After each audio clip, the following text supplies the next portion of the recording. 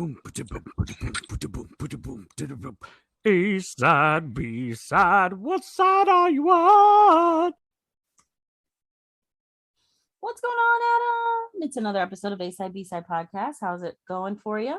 I'm surviving. It's been like actually hot in Minnesota this week, which is super fun. Yesterday was a 3-shirt, 3-shower day. So those are always fun. Here. It's like 90, like it was 98 yesterday and muggy and then today, like crazy rain early, and now the sun is out. So like all of my blinds are drawn and I'm like hiding inside my apartment with the fan on because I feel like if I walk outside, I will immediately combust into just a sweat monster. No one told me that the Midwest got this hot. Like, there's no way that it should be this hot. Like, it was 105 on Monday. Yeah, it gets worse. This is not okay. This is not so good. I moved to Minnesota when I was leaving first grade, going into second grade. And at that point in my life, I had school days called off because of heat. Never had a snow day until I moved to Minnesota. But in August, it will get real hot. See, and that's not what I'm looking forward to. Yeah, because you moved there July of last year. No, I didn't move here till September. Oh, so you missed August completely. Yeah, August is, in my recollection, granted, this is 32, 33 years ago, maybe 34. I don't know. I'm bad at math. It was a long time. August was the hottest month. Oh, yeah, I'm not ready for this because, like you said, it's a multiple shower day. You're changing your clothes. It is just hot and it's humid. And I lived in the South. Okay. Yeah, it's a different type of heat because there's just like very different heat. There's no shade. There's there's trees, but there's not a lot of shade. There's not like you can go to a lake because there aren't lakes. Right. There's not like a river nearby. It is just flat and dry, and that sun comes at you like you're in a bad 80s Western movie. And it's just sitting there at high noon all day long.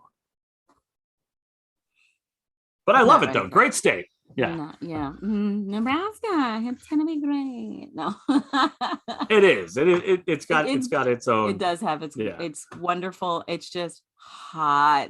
I was but like, I mean, 100 and the heat index 109. What? I mean, it didn't rise above freezing here in Minnesota for like 3 months, which I think that's worse. Oh, it's like you can always sweat, but you go outside, you can lose, like, you're not going to lose digits from the heat. Like you go outside, you get frostbite, so they're like, you got 9 fingers now. Well, but don't forget to drink your water. Also, it went from 105 to tornadoes and hail. At least there was no sharks involved. Sharknado, yeah. I mean, there's this TikTok that I saw that happened and that popped up. It was passed around in Minnesota where it was like, no snakes, no alligators, no hurricanes. That's why we live. It was like trying to remind ourselves, but it was somebody like outside when it was like -5, like bundled, and they're like trying to remind themselves, why the hell do I live here? It's like like no earthquakes, no snakes, no gators, no hurricanes. It was like, so yeah, every place has got its stuff. Yeah. And Nebraska has it's got its heat. It's got the heat. Let's see. Have I done anything, watched anything? I've not seen any movies this week, although Top Gun Maverick is still killing it at the box office. Yeah, did you see the one tweet where it was like, so wait a second, Top Gun is #1 at the box office. Running Up That Hill by Kate Bush is #1 on Spotify. Yeah. We're in a proxy war with Russia, so evidently it's just 86 again. Yeah, I saw that. It was funny. That's really funny because I was like, they're not wrong. What is happening here? Yeah. I watched. I finished the new Stranger Things. Speaking of the Kate Bush running up that hill, good, wasn't it? So good. Like, I don't understand how series tend not to get better the longer they go, but this is, in my opinion, the best storytelling of the 4 seasons. Now it's hard because they made the decision to split, like the crew had gotten so big that they had like making them in 2 different locations, giving them 2 separate, like splitting the party in D&D parlance and giving them 2 different kind of missions and stories, and then that they'll all come back together at the end was a great idea. It does feel like, Will and Mike and Jonathan and everybody's new favorite Argyle are kind of like ancillary so far to the story. I mean, they're going to have some very important information, but then you've also got, and they split it in 3 ways, because then you've got I'm forgetting everyone's name, but the 3 adults are in Russia. Murray and Murray, Joyce and Hopper. Joyce, yes, and the man who has no name from Game of Thrones, who I'm sure he has an actual name, but the actor, I've loved that. Everybody loved him in Game of Thrones. It was like, why isn't this character more important? And then he disappeared, and I really haven't seen him in anything else. But I love his character as sort of the Russian guard who sides with Hopper to try to get him out. And now they're like, he's part of the crew as well. So they split him in 3 different directions. So you've got these 3 different strands, but it works so well, and especially how they have. And spoiler alert, the storyline of how they're introducing the villain has been so well done. I was like, when it first started, I was like, please don't tell me that I'm going to end up hating Stranger Things, because they're going in a direction that I don't really want. And I was like, I'm going to watch it because everybody keeps saying it's great. And then I was like, wow. Somehow they made the backstory of the main character even better. Yes. But halfway through the season, you're like, are we really doing this? Yes. Are they going to make 11 the villain? Are they going to like retcon her backstory that she was a villain? But you believed it. You're like, okay, we get it now. Like, it happened. It was this thing. And then all of a sudden by the end, there's the twist, and you're like, wow. You're like, I did not see that at all. I didn't at all. And I am so excited for volume 2. I love that they're doing it in 2 volumes too, because I didn't realize that going in. Like, I was just like, oh, new Stranger Things, hit play. And it was so like enjoyable, and there was enough closure, but there's also still so much to come. So, and another spoiler, I mean, we've already given you a big one, but another spoiler is, if you grew up in the 80s and as a fan of like horror movies in the 80s, and you know exactly who Robert Englund is. Yeah. And the fact that not only does he make a guest appearance in this, but the little sweet little twist about him having nightmares. Yeah. Well, and so much, like, again, spoiler alert. So like the first season, they've seemed to like pick on themes of other movies, like one, like in the last season was more like Invasion of the Body Snatchers, right? Everyone's getting like taken over. And this one definitely is like Friday the 13th. No, Nightmare on Elm Street, where like people are having nightmares and there's this monster that's inhabiting their minds. And the fact that like they did that little bit of a wink to it by having him in it was so brilliant. Yeah. I was trying to figure out, like, in my brain, I'm like, is he Vecna as well? Because so much about Vecna like felt very much like it was Robert Englund, but spoiler alert, it's not. It's somebody else. But you don't even know who it is until like the last 5 minutes you're of not gonna the figure it out. Yeah, it's so well done, and it sets everything up for a really, like, I'm excited for 2 weeks now before July 1st to have it come out. And honestly, I was more invested in Stranger Things the last week and a half. I haven't even watched Obi-Wan yet. They're on episode 5, and I have not watched a second of it yet. I'm really shocked at that. And I know there's the new Miss Marvel on Disney Plus, and I asked you if you had seen that yet, and you hadn't. And I'm kind of like, I want to watch it, but I don't know. But I always do that. Like every time Disney Plus does a series for the MCU, I'm always like, and then I watch it and I love it. I don't know why I do that literally every single time they come up with a show. I'm like, oh, I don't know. And then I watch it and I'm like, it's great. I mean, I have like Miss Marvel. This version of Miss Marvel is a relatively new character. It's only been around for like the last 10, 12 years. Mm-hmm. So I've never read a comic book with her in it. So to me it's completely new. I've only I play Marvel Strike Force, which is a mobile game. So I've encountered her in that game, but Mm-hmm. I have no connection to the character, and it definitely feels like it is meant for a younger generation. Yes. So again, this is me being like grumpy old man. Not that I don't want to watch it, but I was like, this is meant to expand the audience to new fans and things, and I don't think it's going to be for me, but I'm sure I'll watch it and enjoy it. Mm-hmm. I don't think I've seen anything else. I've been watching a Norwegian police show called Undercover for a while. That's one of those that I actually have to like not do anything else because it is subtitled. But I was trying to tell this to my mom the other day. I was like trying to explain it. I was like, you get so into a show, even with subtitles, that like you forget it's subtitled. Like you forget you're not actually in that language. Has that ever happened to you? Like I did that with like Parasite. I did that with Squid Game. You get so wrapped up in it, even though you're reading the subtitles, but like you forget that you're reading the subtitles. And like I was watching the show and went to go do something in the kitchen, and I was like, wait, what am I doing? I don't know Norwegian. I gotta watch the subtitles. I gotta go back and look at the screen.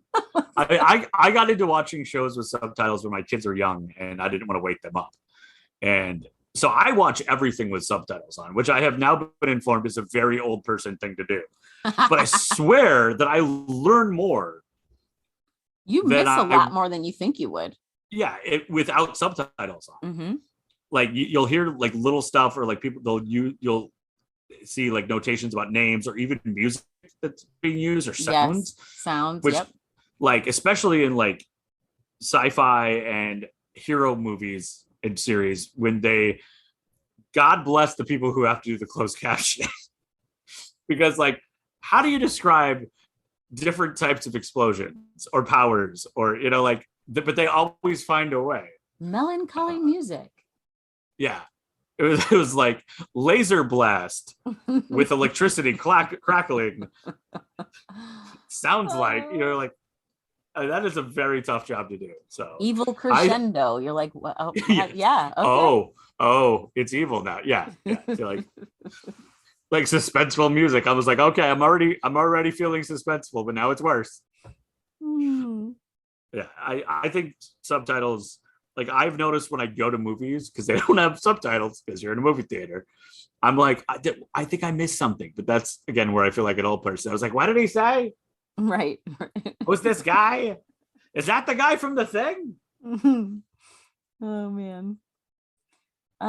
Well, I don't think I've got anything else. Yeah, we should dive in. We are at episode 97. 97. Can you believe we're almost to 100? I'm a little shocked, honestly. We've been doing this for, like almost 2 years now. Almost 2 years. It's kind of crazy. So this is officially my third longest relationship of my life. I thought it was the second. It depends on how you count it. Okay. All right. Yeah. All right. I mean, if we want to go back to the lying thing, I'm sure there's some of that's going to factor in. So, right. Also, we did a little thing for Patreon, yes, in our YouTube channel. So there's a little behind the scenes stuff about the biggest lie we've ever told. So this is definitely our first, check that out. Extra ever for Patreon. So I'm very excited for this. We're just leaning into the fact that I am like naturally an extra person. So. I'm like so extra. So yeah, you can log on to our Patreon. It's Patreon, of course, A Side B Side Podcast, and get that extra. What's our biggest lies? I love yours. I think it's great. I love yours more, but because I think yours is heroic. So mine is like maybe the arc of a supervillain. Like I could have gone two ways there. I could have become like Lex Luthor, or I just turned into me, which I guess this is better. Oh my gosh. All right. So it is episode 97, and I guess I get to go first. Perfect. All right. So this week we are talking about a hitman. Ooh. I don't think we've talked about a hitman really. since No, the it's usually just Iceman. like serial killers and like, oh yeah, there was the Iceman. The Iceman, and that was back in like 30 and 40, I believe. Yeah. So it's been a minute. So today we are talking about John Childs, aka Bruce Childs, a British hitman and serial killer from London. London. So we don't have a lot of information about his personal life, except that he joined the Which, I mean, British makes Army. sense. You know, he's a hitman. It's not like he has a Facebook page. Right. It's not like hitmanforhire.com. You know, it's like that would probably go sideways on him. So what we know about him from his early life was he was in the British Army as a combat engineer, aka a sapper, but he was kicked out after about 9 months for burglary. So once he was out, he began collecting weapons and war books. Well, it was soon after this, he was arrested and charged for theft of motorbikes. So I'm going to say he was probably a troubled kid, even though we don't know much about his early childhood. Yeah, it definitely has some red flags popping up. Yeah. So he's released from prison in 1972, and he goes to work for Harry McKinney and Terry Pinfold. While he's working for them, he ends up getting married, and he and his wife eventually have 2 daughters. Well, in August of 1974, John Childs, possibly to win the approval of one of his employers, Harry McKinney, he goes and beats up a person named Terry Eve. Terry was a business partner of the other Terry Pinfold. So not only does he beat him up with a pipe, he also strangles him. Jeez. And then his body goes missing. Less than 6 months later, in January of 1975, Robert Brown, who happened to be friends with Terry Eve, who had gone missing, he's also known as Teddy. Teddy, who was a toy maker in Dagenham, his nickname was Teddy because he would actually make teddy bears. That's a very understandable nickname. It's not like calling a big guy tiny.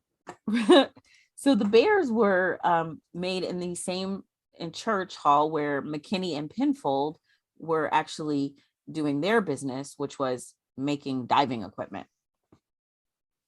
So I mean, natural overlap between diving equipment and teddy bears. I mean, yeah, absolutely. You know, a lot of the same. Yeah, a lot of the same materials are used in both. I mean, diving equipment is basically just soft and fluffy.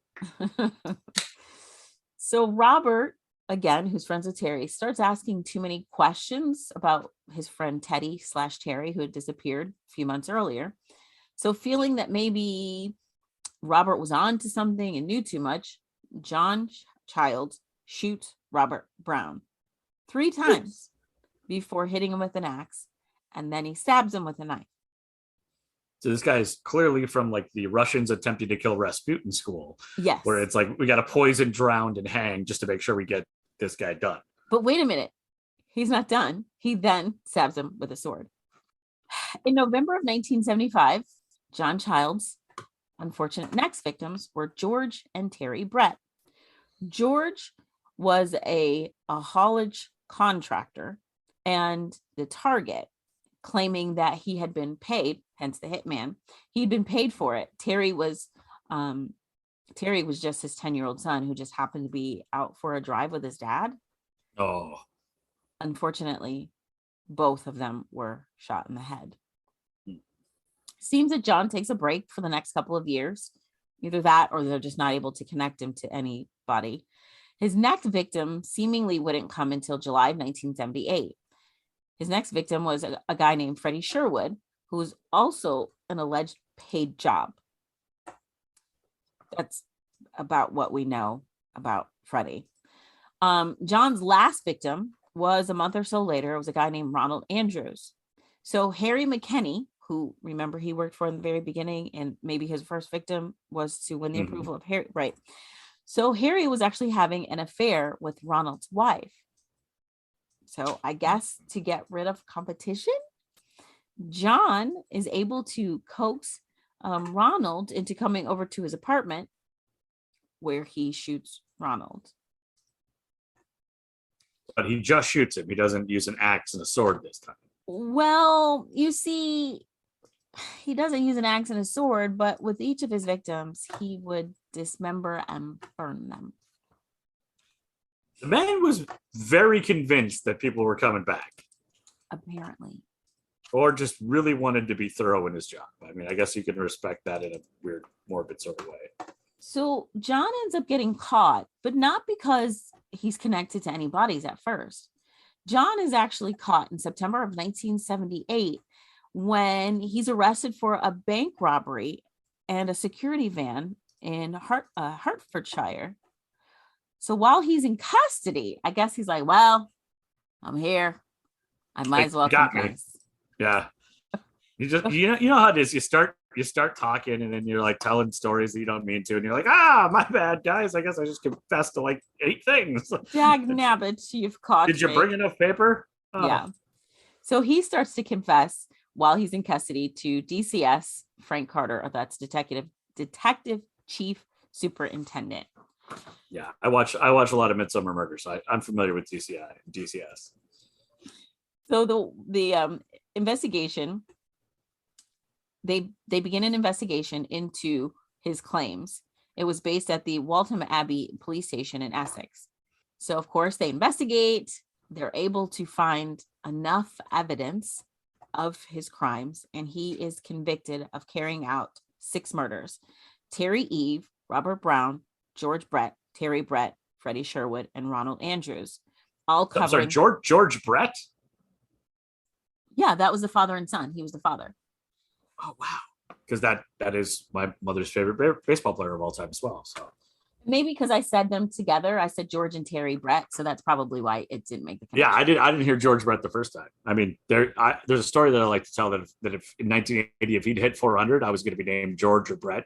My mom doesn't agree, but I pretended that that's what it was. Another lie. Imagine that. Another lie. So he's convicted of all the murders, they ranging from 1974 to 1978. No remains have been found. No murder weapons were ever uncovered. Right. You said that they found enough evidence. Was the evidence just that he said he did it? Because, I mean, the man was very thorough in disposing of the stuff, like the shooting, the stabbing, the axing, the burning, yeah, like there wasn't a lot of stuff left to find. I mean, pretty much if you can verify like his confession, plus they can verify dates and times and things like that. And if he can prove he was in this location when this person went missing. Yeah. And if a guy's saying, I did this thing, please sentence me for it, no one's going to be like, oh, I don't know. So John Childs, aka Bruce, was tried at the Old Bailey. He was convicted on December 4th of 1979, and he was sentenced to 6 concurrent life sentences. So while he's convicted, once he's convicted, he decides, hey, you know what? I didn't do all this alone. So he turns the tables and turns in some of his employers, or he implicates his employer, like Terry Penfold or Harry Big H McKinney. So, remember the one he was trying to impress, and he's right. Yeah. Mm-hmm. So he turns them in for the murder of Terry Eve and, of course, Ronald Andrews. What do you think was the thing that made him flip? Probably like, if I'm going down, we're all going down. Right, but I mean, like, it's not like he could get reduced sentences. Is it like more library time?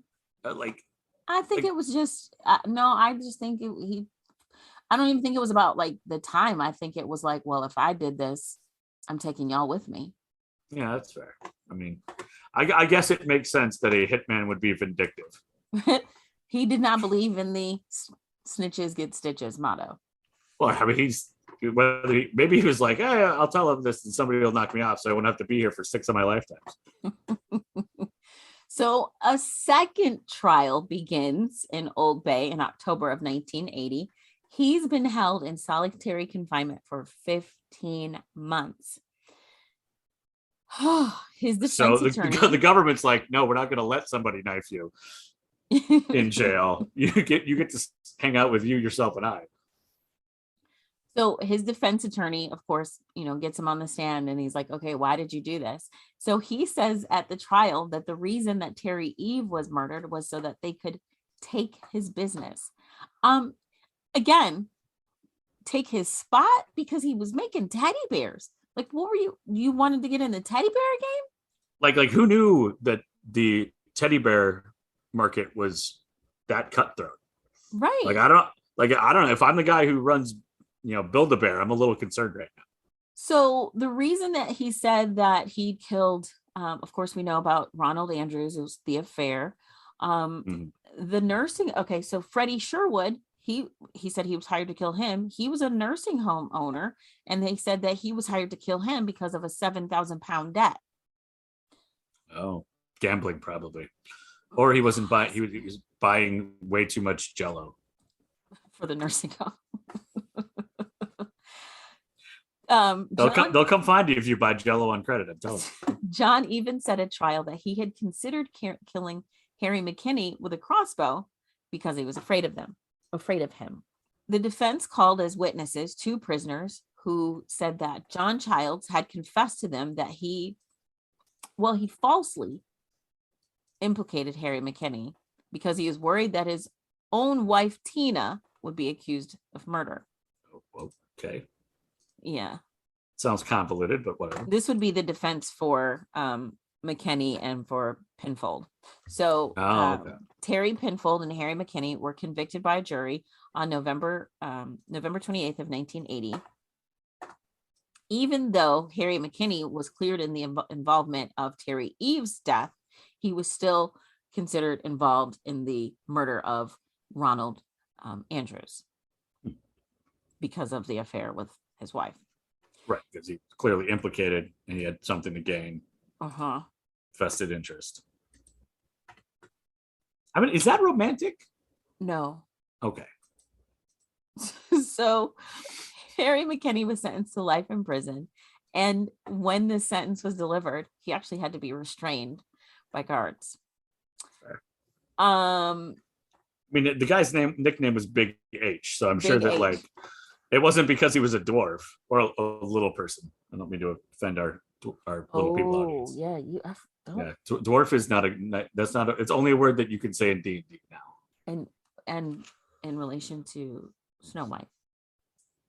Yeah, and certain types of stars. So John Childs, constellation stars, not like Tom Cruise. Right.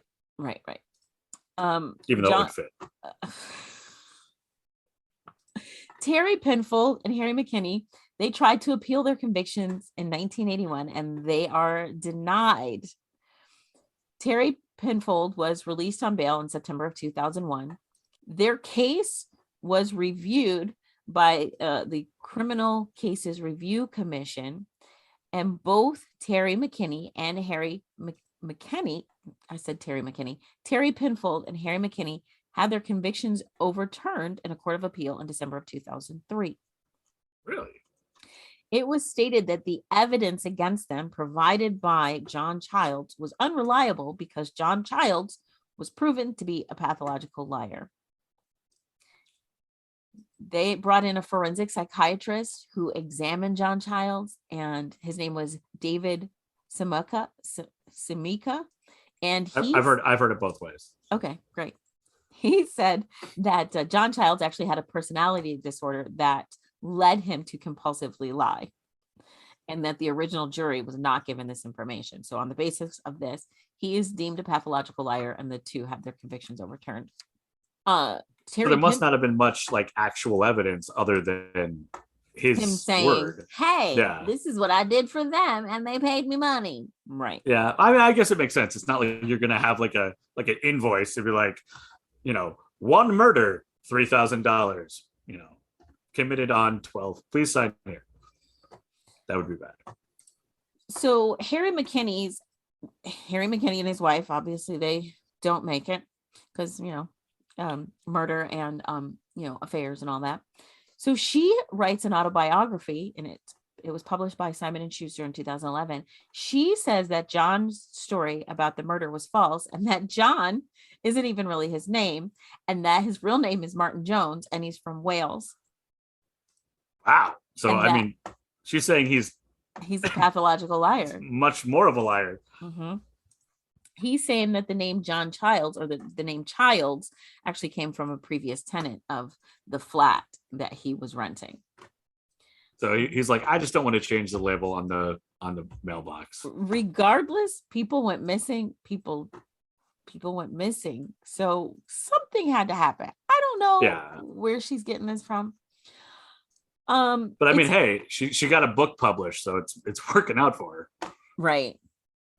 In 1997, The People reported that John had written a letter to a friend through the Prison Reform Trust describing how he actually dismembered the bodies of his victims and burned them in a 55-gallon drum.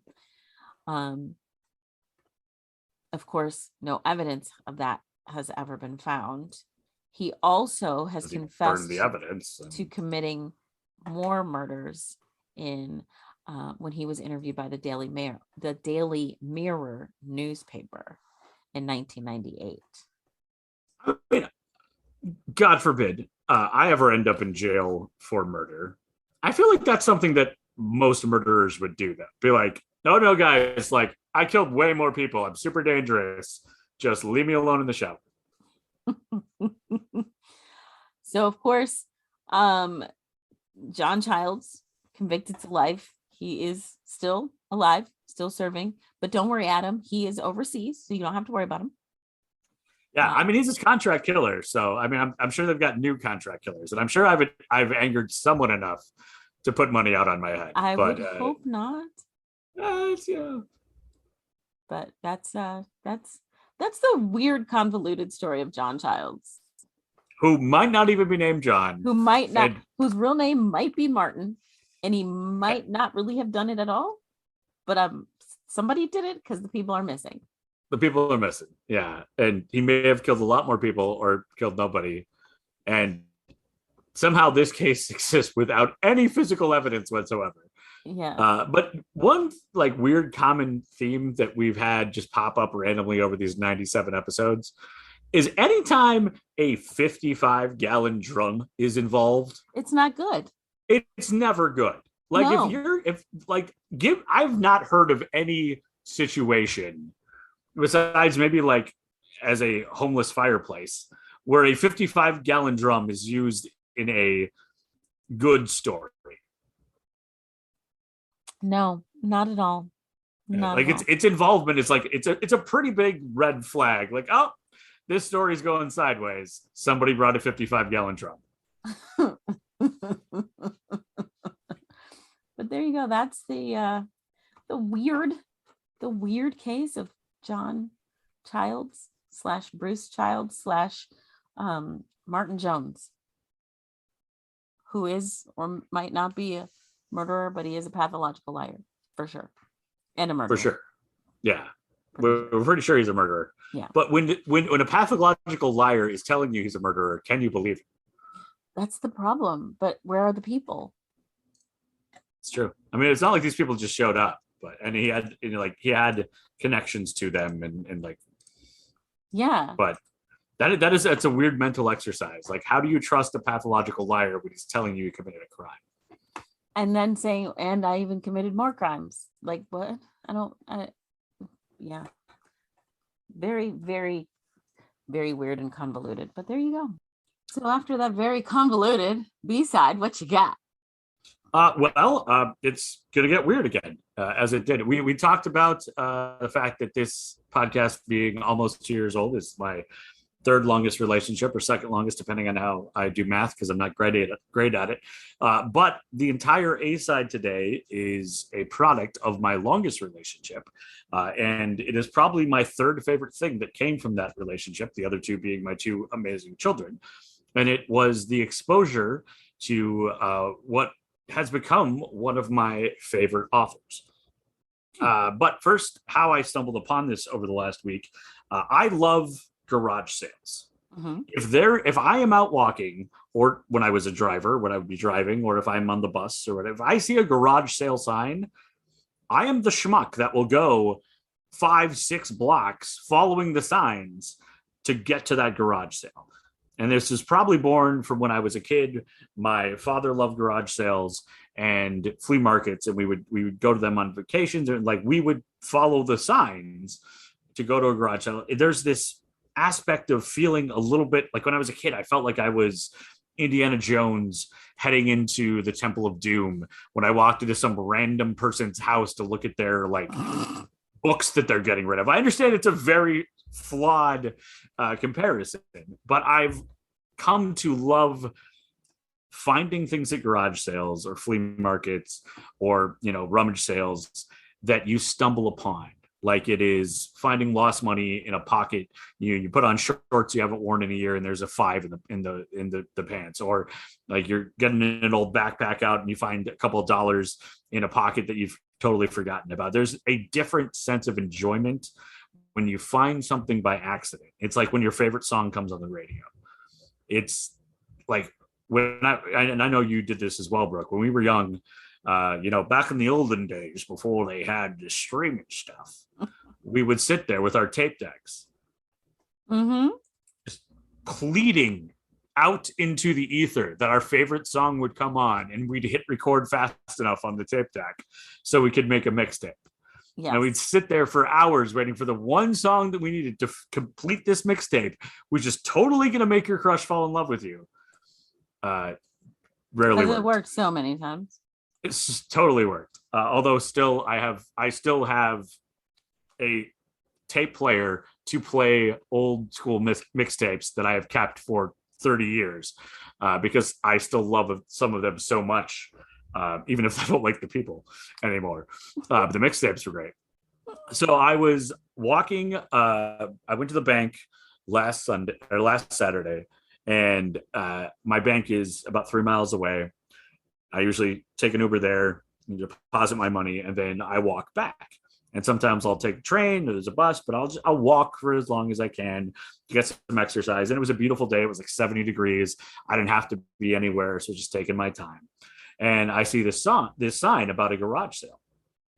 And as a schmuck, I decided to follow the sign. But these people were brilliant because that sign was on a major intersection. University Avenue, it's like the one, before we had a freeway that connected the two towns, University Avenue is the street that runs from downtown St. Paul to downtown Minneapolis. It is one of the highest trafficked areas where our light rail runs. So tons of people are going to see that sign. So I'm like, oh, cool. I will turn here. It was about a mile away by the time I finally found the garage sale.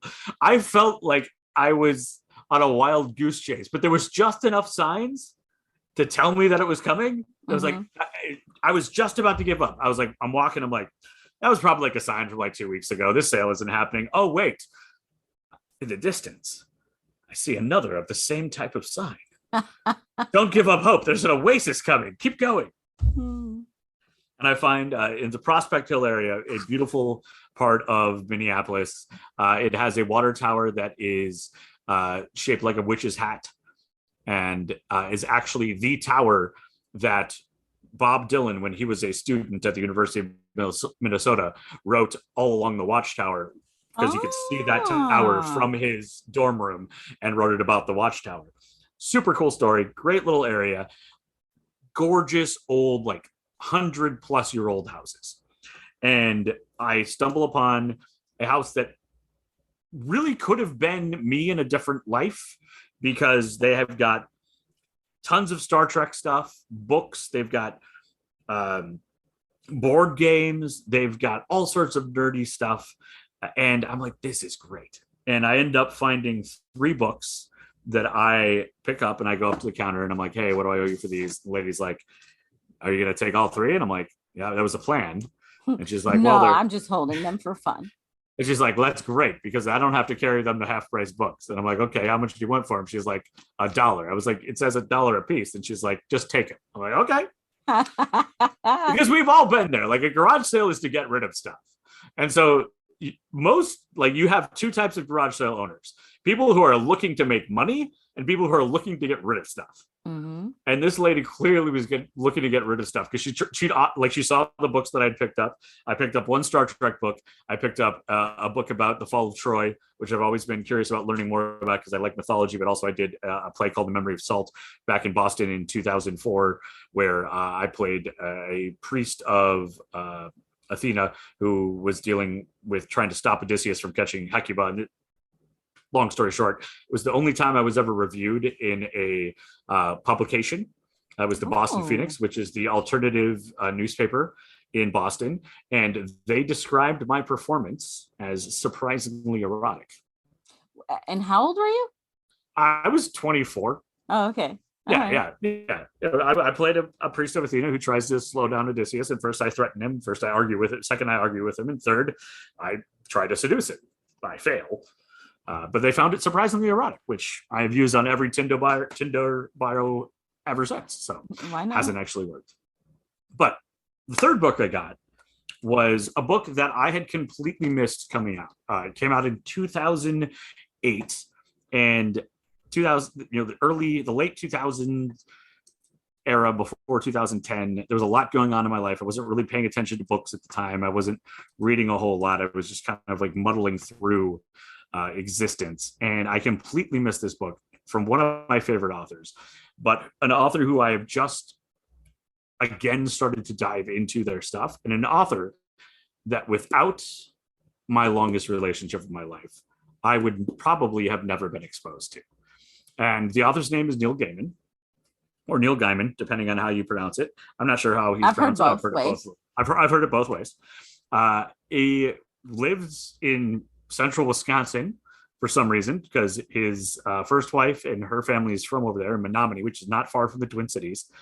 And one of his best friends is Tori Amos. And my ex-wife's favorite artist of all time, the fact that she learned how to play the piano by watching music videos of Tori Amos. So she became a fan of Neil Gaiman as well. And even he's known for doing readings of his work out in public. And he came to the Minnesota Renaissance Festival and just sat down one day in an area and started reading some of his work. He didn't give any warning. He just sat down and was like, here we go. Yeah. And people are like, that we're going to sit down and listen to this. And like, even my ex, when she walked up with her friends, not everybody really knew what was going on, but about halfway through, she realized who this was. And was like, holy cow, this is huge. And this is like late 90s. He's had some success, but he's not really reached the level that he is now. Mm-hmm. And over the last 5 years, his profile has exploded. You've got American Gods, which has been on Stars, which was a book of his that was adapted. You've got The Good Omens Project, which was outstanding with both David Tennant and the other guy. Hold on. I can't believe this. Michael Sheen. Yes. Which was really good. And there's going to be a season 2 coming out. He's got his Sandman series is now going to be out this summer, which was really where he got his start as a writer. I was exposed to his stuff completely by accident through my ex. So we're in a Barnes and Noble on the south side of Boston, and I had shown up for an interview with somebody who was doing a theater project that they wanted to turn into film. And so they were interviewing me for a role at the coffee shop inside the Barnes and Noble. And while I was going through the interview and literally doing a reading in the middle of a Barnes and Noble, doing a scene, trying to convince them to hire me like an audition, my ex was walking around and she found on the clearance table, they had a DVD of the BBC version of Neverwhere that was his first novel, but it was a novelization of a teleplay that he wrote. So he wrote the script for the TV show. It was 6 or 7 episodes. And we went home that night and watched the entire thing on DVD within at least a day or maybe even one night. Wow. Absolutely fell in love with it. And it is, to this day, my favorite work of his. It is brilliant. On Audible, you can actually download him reading it to you, which, in my opinion, if you can get the author if the author is talented enough to be the voice of their own book in an audiobook, then you should definitely watch it. Because my favorite, The Neverwhere with Neil Gaiman, and then Anthony Bourdain voiced his own audiobook for Kitchen Confidential. And those two were the best audiobook experiences of my life. And so highly recommend it. But my second favorite Neil Gaiman book that I just stumbled upon at this garage sale came out in 2008, and it is called The Graveyard Book.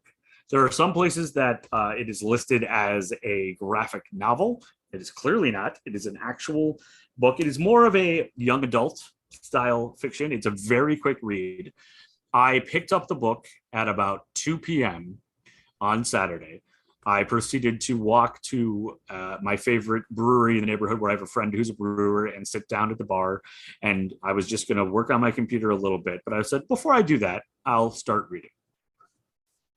I read the entire book in 3.5 hours, sitting at the bar, to the point where at one point I'm literally crying because of the book, because of a touching scene within the book. And one of the beer tenders turns to me and it's like, "Are you okay?" I was like, "No, it's just really, really good." And I completely missed it when it came out in 2008. And it has kind of been under the radar because all of his other stuff is getting made. Like we mentioned, Sandman is getting made this summer, Good Omens, American Gods. Those are more sort of an adult style fiction, more aggressive themes. Like American Gods, especially the adaptation, even goes to like a very, like almost, it's on FX, so it can't get too crazy, but it gets pretty dark and explicit at times. This one has been in production now for 9 years. The script has been worked on. It has not made it to the screen. I really hope it does. I think it would be an excellent, Disney now owns the rights. I think it would be an incredible Disney Plus series where they get to explore the entire story. But it was something that I completely missed. And as I started reading it, the story is dark in a way, but also not scary. A lot of the times because his like Sandman stuff was more on the darker side, that people feel like it's going to be more horror based, and it's not. It's suspense. But this story, and it's so funny that I stumble upon this like 2 weeks after doing all the focus on Tailspin, and how Tailspin was sort of an adaptation of the Jungle Book, and how Jungle Book, the movie was an adaptation of Rudyard Kipling's book. There is an absolute element of the Jungle Book in Neil Gaiman's The Graveyard Book. It deals with a baby, a toddler that is, spoiler alerts, lots of spoiler alerts coming, who his family is murdered. And during the murder, he stumbles out of the house and walks down the street to a graveyard. And as the murderer is chasing after him, trying to find the baby to complete his mission, the ghosts and residents of the graveyard take him in and raise him, just like Mowgli in the jungle. And it is, when it starts, you're like, wow, it's going there right away. So I would not say this is for like 12 and under. Definitely more of a middle school, high school reader. As an adult, I absolutely loved it. The characters, the main character, who goes by the name of Bod, which is an adaptation of Nobody, because the ghost that raised him didn't really know what to name him, and somebody said he's a nobody, and so they just named him Nobody. It is a brilliant story where you've got this hero who's trying to figure things out, and it is, I'm 41 and a half almost, and I'm still every day trying to figure life out. And it was so engrossing to see this character go through what is just an absurd set of circumstances to exist, you have your entire family murdered, stumble down the street, and then be adopted by ghosts at a graveyard, but somehow feel like there were things that I could identify with even in the story. It's a super quick read. It's 300 pages. I've got it in the hardcover, which you can see on our website because I just sent Brooke a picture. It is so well done. And especially if you are somebody who likes any of his other work, I highly recommend it. It won the Hugo Award for Best Novel, the World Science Fiction Convention, and the Locus Award for Best Young Adult Book. It was both I won a British Carnegie Medal and a Newbery Award winner. So this has been just a huge success, and it is a disappointment to me that it has not been made into a series. I feel like this is a huge missed opportunity, and hopefully with all of the things that are happening with his work, that Disney will move forward with it. But it is a super quick read, and we're in what I like to call summer book time. I always read more in the summer, and I don't know why.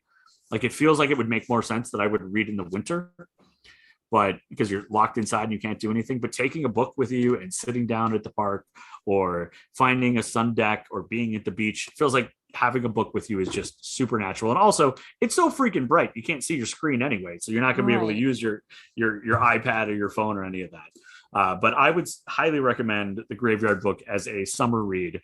You'll finish it within a half a day. You will have a renewed sense of optimism about possibilities and stories.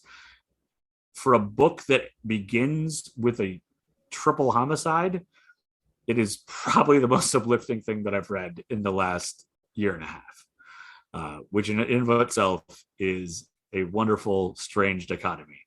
But I would pick it up. You can find it on Amazon. I mean, it's like $8.99 for a paperback. You get it on Kindle for $8.99. If you've got Audible, which I have Audible, and I have so many credits that I have not used, you can get it with your credits on Audible as well. We're not surprised by this at all. No, I'm not exceptionally good at using the things that I pay for, as my groceries can attest. But it is now become my second favorite Neil Gaiman work. Neverwhere #1, The Graveyard Book #2, probably Good Omens 3, and then Stardust 4. Stardust, which I still think is an underrated movie, because it actually took a lot of chances that you wouldn't have expected. I mean, you had Robert De Niro as a cross-dressing pirate who flies in a flying pirate ship. That was a risk for the time, and they pulled it off. So definitely check it out. And if you're like me and you like to stumble upon things, I think it's a wonderful experience to find something by accident, and those things can be so much more valuable. So if you found this podcast today by accident, hopefully you'll enjoy it just a little bit more. Well, all right, there you go. That's the A side. That is the A side. Well, we mentioned earlier in the episode, very first ever Patreon, extra content. So if you'd like to find out our biggest lies, you can head on over to again our Patreon. It is patreon.com A-side B-side podcast. I'm really excited because we've had this for like a while, but we just haven't had an opportunity to use it. So well, we do a bad job of planning sometimes, because I feel like we've had a lot of things that we've talked about in the preamble to the show that would have made great content and very interesting stuff, but then we get to the end of telling our short stories or sharing what's going on, and we go, oops, should have recorded that. Well, we will be better about it. We this week, I said to you, I was like, hey, we're gonna pre-record a little bit of stuff for the Patreon, and you were like, yeah. So yeah. And honestly, I think it was a great introduction, because they're both really interesting lies. And this is not, when we say lies, it's not like, hey, I'm 12 feet tall. It's not like telling that story. It's a story about a time you told a lie and how it happened. And right. We've all been there, but I don't know that everyone has done the level of lying that we have. It was a pretty big one. But again, like you said, mine, I feel like it was for a good reason. It ended up in the long run being a good thing. And I think you learned a lesson from yours. Don't lie. You still I'd like to say I did. Yeah. I'd like to say that I learned a lesson, but the lesson that I thought I learned was also a lie. So Well, then in that case, I don't know what your lesson was. Oh my gosh. you'd think after 41 years, Adam would have learned something, but I don't know. All right, Adam, what's the rundown? Go to our website, which is A side B side squarespace.site. Sorry, that's not right. A side B side podcast.square.site or There A you side B go. side podcast.com. There you can get links to every sort of available podcast system, whether it be Stitcher, Anchor, Spotify, iTunes. You can subscribe on those. Please subscribe, share, like. All of that is you hear it a million times. Everybody asks you to subscribe, share, smash that like button. But it does help, and it's a huge way for us to continue to grow our audience and encourage us to keep doing these things. Maybe for me to continue lying, who knows?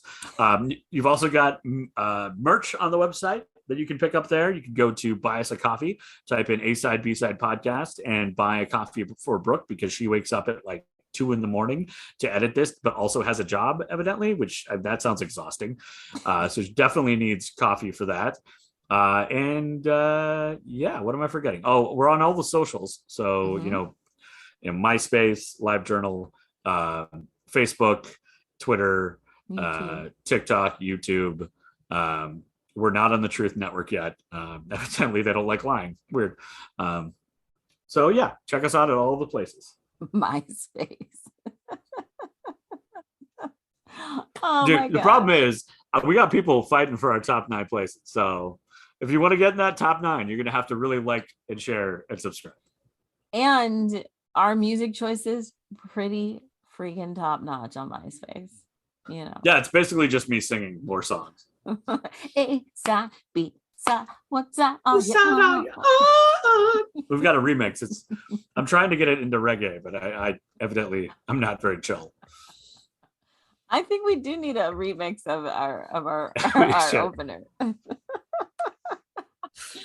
Oh man, just like knock off Cool Runnings. Oh man, people can't believe A-Side's got a podcast. Oh man, well, that is 97. Thanks, Adam. Thank you, Brooke.